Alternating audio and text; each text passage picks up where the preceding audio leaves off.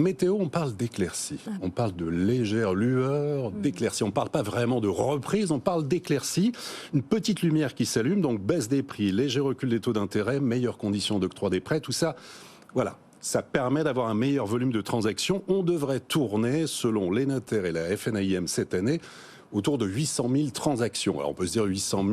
On est loin du 1,1 million, mais c'est quand même pas mal. On a eu des années à 600 000, on a eu des années, il y a peu de temps, à 1 200 000. Disons, voilà, il y a un retour, on va dire, à la raison. C'est pas l'effondrement, c'est pas la catastrophe. Éclaircie, le mot est évoqué par le réseau Orpi, qui parle d'une meilleure dynamique, davantage de visites, de ventes, de retour des acheteurs en agence. Et d'ailleurs, il publie aussi une enquête où il souligne que les Français qui ont un projet immobilier de résidence principale veulent aller jusqu'au bout de la démarche et ne pas attendre ou être influencés par le contexte politique.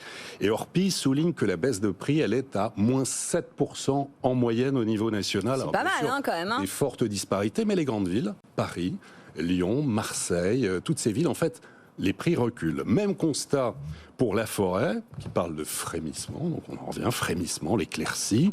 Plus de projets immobiliers. Au niveau des prix, moins 4% au niveau national, près de 7% de recul sur le prix des maisons. Et puis, il y a des secteurs, effectivement, où ça baisse beaucoup plus. Dans des périodes comme ça difficiles, les biens mal situés, loin des transports, qui nécessitent beaucoup de travaux. Là, c'est pas du moins 7, c'est du moins 15, parfois moins 20%. Délai de vente, on est autour de 3 mois en moyenne. On est sous la barre des 100 jours.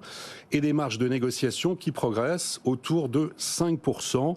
Voilà, on a le réseau Guy Hockey qui parle de l'entreprise des transactions et de Foncia qui parle de signaux positifs. Tout ça dans un contexte où la Banque de France nous dit que la production de crédit, elle repart. On est à 3,75% sur les taux d'intérêt en moyenne. On était à près de 4% l'année dernière. Donc voilà, il y a ces signaux.